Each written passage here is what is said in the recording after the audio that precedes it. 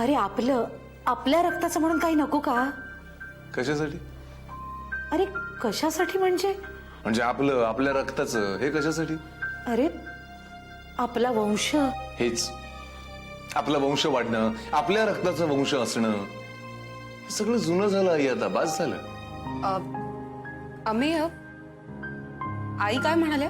आता या क्षणी आईशी बोलण्यात काही अर्थ नाहीये. अरे पण तोच तर प्रॉब्लेम आहे ना. हो ग, आणि मिताली सुद्धा इतकी अनप्रेडिक्टेबल आहे ना, मग असं नाही व्हायला पाहिजे कोणाचं.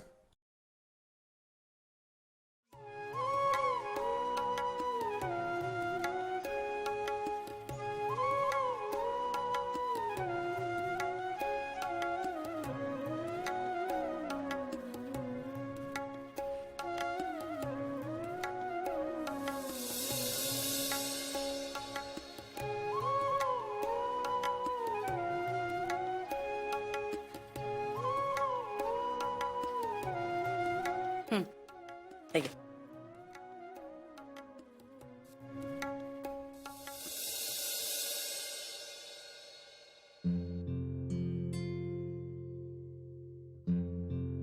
रामण्णा, हे ठेवायचं.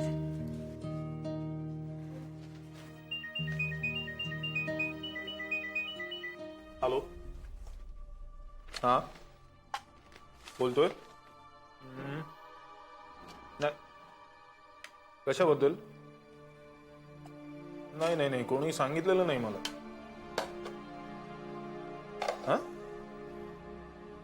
बरं बरं ठीक आहे, मी ऑफिसमध्ये जाऊन चौकशी करतो आणि मग कळवतो. या, okay okay, I get back. या, बाय बाय बाय. आज कित्येक दिवसांनी असे नाश्ता चहाला एकत्र बसलोय ना आपण.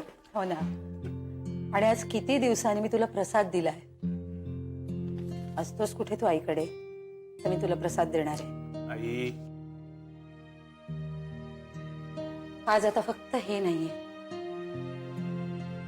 ह्यांची कमी प्रकर्षाने जाणवते रे. कधी वाटलंच नव्हतं ही खुर्ची अशी रिकामी बघावी लागेल.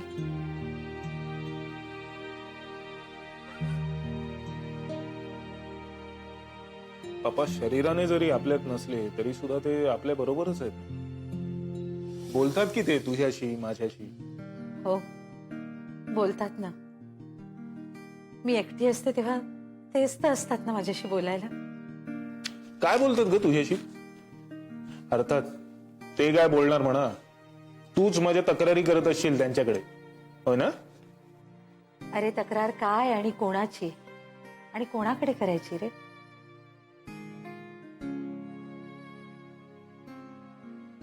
असतो आम्ही आपले बोलत बडबडत, म्हाताऱ्यांची बडबड.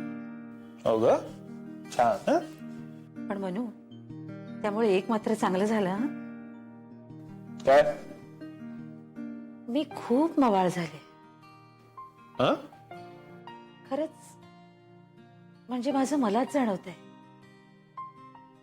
की मी नाहीये. मला तरी काय असं जाणवलेलं नाहीये. तुला कशाला जाणवेल? तुझ्या लेखी तुझी आई नेहमीच कडक, हट्टी उलटी हेकेखोर राहिली ना. अरे मा साहेब, असं कोण बोललं तुम्हाला? आम्हाला नुसतं सांगा, आम्ही त्याला चापकाचे फटके मारण्याची आज्ञा देतो. बोला. म्हणजे खोटं बोलते मी? नाही म्हणजे अगदीच खोटं बोलतेस असं नाहीये, पण हा, म्हणजे अगदीच खोटं असं नाही. तू जशी होतीस, जशी आहेस, तशीच मला आवडतेस. हो, बरं, मी ठेवते काही क्षण याच्यावर विश्वास. का का का काही क्षणच का? म्हणजे त्या काही क्षणांवर मी ठरवेन की तुझ्यावर किती वेळ विश्वास ठेवायचा ते. चल तू खाऊन घे लवकर.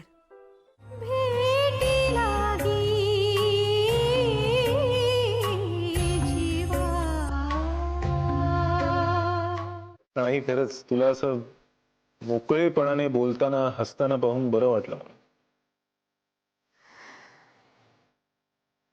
पण तू तुझा निर्णय लवकर घे. कसला? हाच की तुझ्या कसला?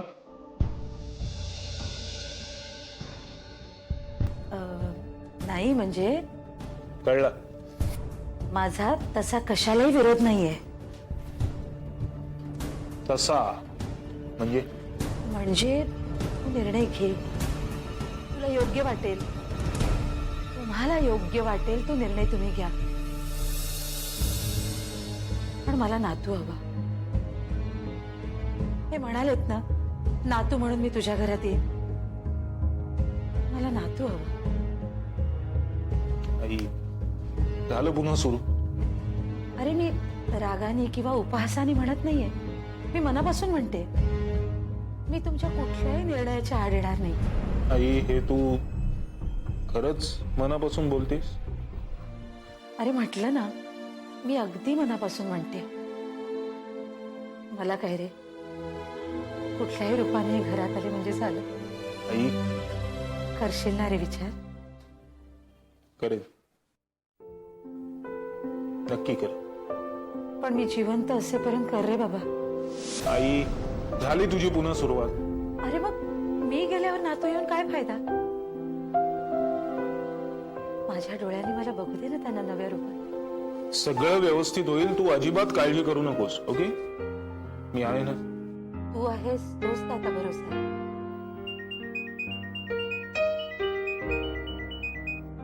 हॅलो. हा, कधी? आज? आत्ता? नाही नाही, ऍक्च्युली उद्या. I am so sorry, so sorry. नाही नाही नाही नाही, मी निघतो ना लगेच.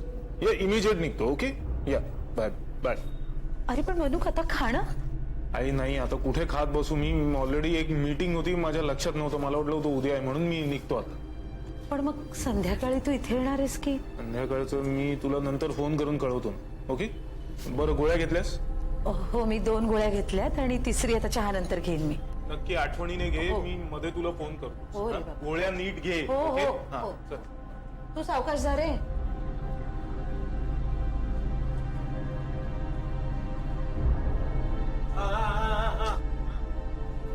ठेव रे. ठेव, तुम्ही घेईन नंतर. तू सुद्धा असा आहेस ना? तू गेल्या जन्मी ना माझ्या मानगुटीवर बसला असणार.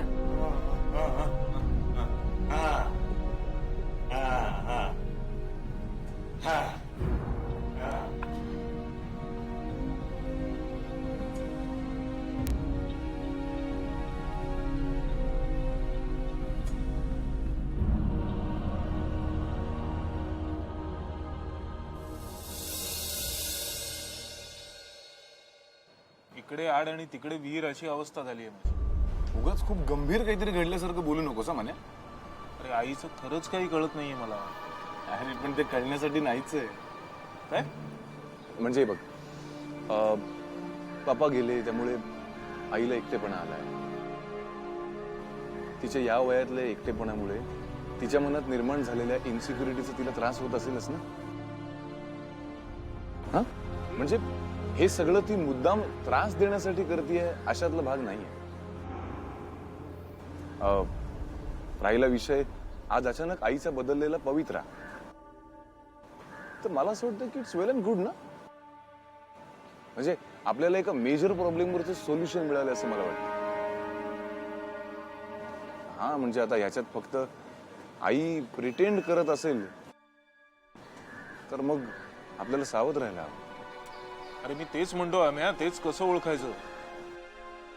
म्हणजे काल परवापर्यंत या गोष्टीला इतका विरोध करून बसलेली आई आज एकदम असं म्हणते म्हटल्यावर आश्चर्य वाटणारच ना. हा म्हणजे हे बघ, पुढे ऐक ना, मी कन्क्लुजन काढतो अशातला भाग नाही हा, पण मला नाही वाटत आई प्रिटेंड करत असेल. का? सततच्या विरोधातनं तू कायमचा दुरावला जाऊ नयेस म्हणून. मन्या, या इन्सिक्युरिटीतनं हे सगळं आलं असेल कदाचित. म्हणजे आपल्यासाठी हे खरंच चांगलं आहे. अर्थात याचा अर्थ असा नाही की आपण काहीही निर्णय घेतला तरी आई काही बोलणार नाही. म्हणजे झालं ना पुन्हा असंच? नाही नाही नाही मने, हे बघ, काही दिवसांपूर्वीच तिचं विरोध करणं हटवादीपणाचं होतं. म्हणजे मला नकोय म्हणून नको, पण आता जर तिने विरोध केलाच ना तर तो असा असेल की ओके तुम्ही घ्या हवा तो निर्णय, पण मला दुःख होईल. म्हणजे वेगळ्या भाषेत मला त्रास होईल असं काही करू नका. लक्षात येतंय का तुझ्या मी काय म्हणतोय ते? म्हणजे बघ ना, मूल दत्तक घेण्याचा विषय जेव्हा आपण आईकडे काढला, आपण म्हणजे विद्याताई, तेव्हा तिने नकारच दिला. मी तुला खात्रीने सांगतो त्यावेळची तिची रिॲक्शन खूप हार्ड असणार. अर्थात याला कारण म्हणजे पप्पांच्या जाण्यामुळे तिचं अचानक आलेलं एकटेपणा. तू तर लांब बसतोसच. पप्पांचे सगळे दिवस कार्य संपल्यानंतर तू पुन्हा तुझ्या कामानं निघून जाणार. म्हणजे तिच्या वाटेला येतोय तो परत फक्त एकटेपणा. मी मगापासून इन्सिक्युरिटी म्हणतोय ना, ती हीच आहे. मला असं वाटतं की हे सगळे निगेटिव्ह विचार विद्याताईंशी बोलताना एकत्र आले असते आणि म्हणून ती हार्ड रिॲक्ट झाली असेल. मन्या, आता सुद्धा जरी तू आईकडे दत्तकचा विषय काढलास ना तरी सुद्धा आई नकारच देईल. पण यावेळी तिची पद्धत निराळी असेल, सौम्य असेल. आता हे असं का हे नको विचारू. मला असं वाटतं आपल्यासाठी पॉझिटिव्ह भाग याच्यामध्ये इतकाच आहे की आई आता जराशी माइल्ड झाली आहे. खरंच तुला असं वाटतं? 100% यार. हे बघ, तू आता या सगळ्या गोष्टीचा विचार नको करूस. आईची भीती आणि काळजी दोन्ही वाटते रे. हे कमॉन मन्या, काय बोलतोय असं? बर, तुझा स्टे कुठे आज? म्हणजे सासरी जाणार आहेस की माहेरी? इथेच. मग एक काम कर, काहीही करून आईला पहिले फोन कर. हा? आणि मिताली कुठे? अरे बाहेर असेल तर भेट की तिला. दोघं भेटा, फिरा, मस्तपैकी एन्जॉय करा की.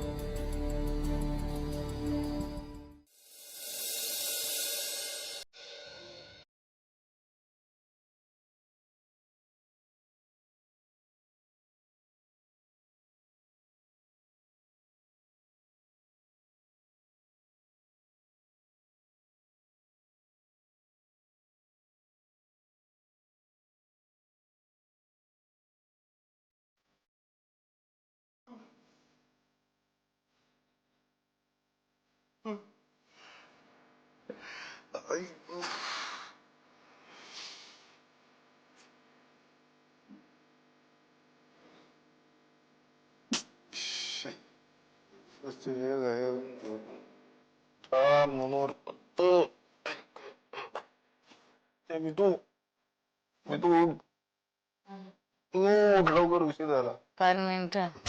5 मिनिटं काय ग, 9:30 वाजले. चल उठ लवकर.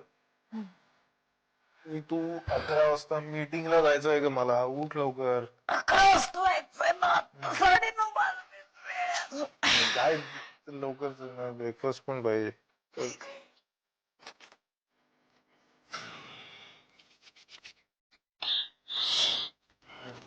चला, उशीर झालाय.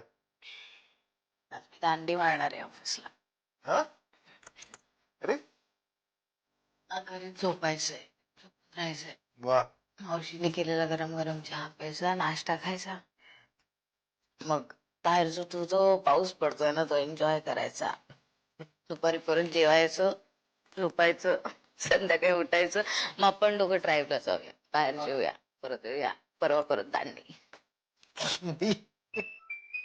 या ऑफिस वाले दांडी मारताय. बोला बोला तारकळकर. हा, अरे वा, कॉंग्रॅट्स कॉंग्रॅट्स. अच्छा, आज आज हा, 12ला प्लॅन करा. हा, मी पोचते. Okay okay. Super super. I have a news, I have a news, I have a news. काय ते तर सांगशील.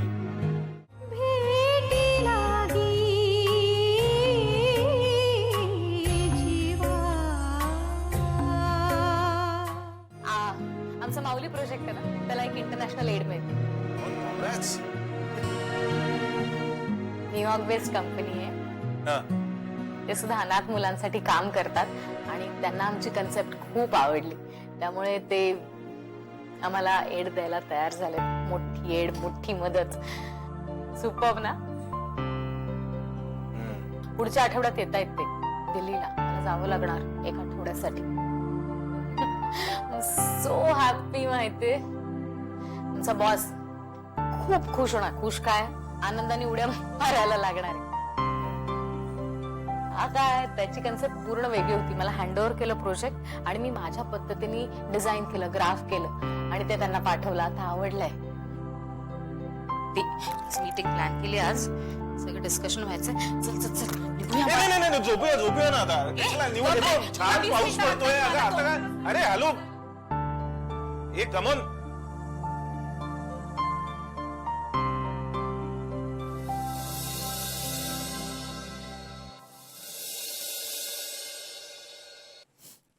भारतातला one of the grand project आहे आपला. आणि आता एवढी मोठी एनजीओ आपल्या बरोबर आली आहे म्हटल्यानंतर आपल्या बऱ्याचशा अडचणी कमी होतील. नक्की होतील मॅडम. आणि तुम्ही स्वतःहून एवढं लक्ष घालताय म्हणजे आपण सक्सेसफुल होणार. आय मीन व्हायलाच पाहिजे. खूप मोठी रिस्पॉन्सिबिलिटी आहे, रादर कॉर्पोरेट सोशल रिस्पॉन्सिबिलिटी. आणि दुसरी महत्वाची गोष्ट म्हणजे पॅशन. आपण सगळे खूप पॅशनेटली काम करतोय, पण ते पॅशन आपल्या कामात, आपल्या प्रोजेक्टमध्ये रिफ्लेक्ट व्हायला हवं. नक्कीच मॅडम. नेक्स्ट वीक मध्ये माझी मीटिंग आहे त्यांच्याबरोबर दिल्लीला. मला रेडी प्रोजेक्ट हवाय, वॉक थ्रू हवाय मला लवकरात लवकर. I hope you can manage. Definitely madam. I mean आता माझ्याही डोक्यात तेच चालू होतं. ते पुरेल ना तेवढा? दिवस रात्र अख्खी टीम काम करेल मॅडम. ओके. यू डोंट वरी. तुम्ही आणि यादव दोघांनी पर्सनली लक्ष घाला आणि लवकरात लवकर मला वॉक थ्रू द्या. सगळे डिटेल्स क्लिअर झालेत ना? हो मॅडम. सुपर. उद्या संध्याकाळपर्यंत मॅडम तुम्हाला मी फाईल पाठवून देतो. ओके. तुम्ही नजरेखालून घाला. तुम्ही कन्फर्मेशन दिलं की मी लगेच वॉक थ्रूला पाठवतो. माझा विश्वास आहे तुमच्यावर. मला लवकरात लवकर ती फाईल पाठवा. तुम्हाला अपडेट्स क्लिअर झालेत ना? Yes madam. सुद्धा. ओके. निघू मॅडम. हो. Have a good day. Yes, you too. Too much to do, yeah.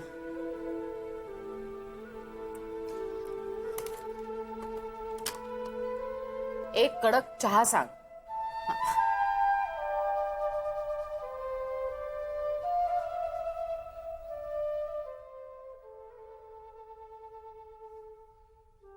Hello, Mr. Hanks? Hi, this is Mitali.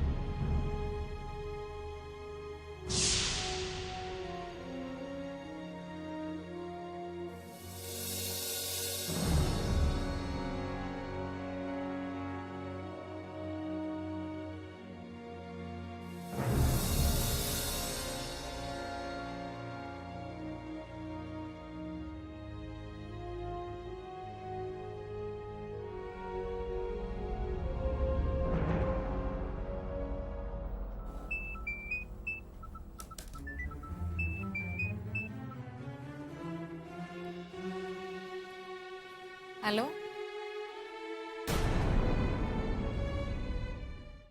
पण मला म्हणायचं होतं येऊन काय करणार हेच विचारायचं ना. मिताली, या सगळ्या गोष्टींचा विचार तू इथे आल्यावर करू ना आपण.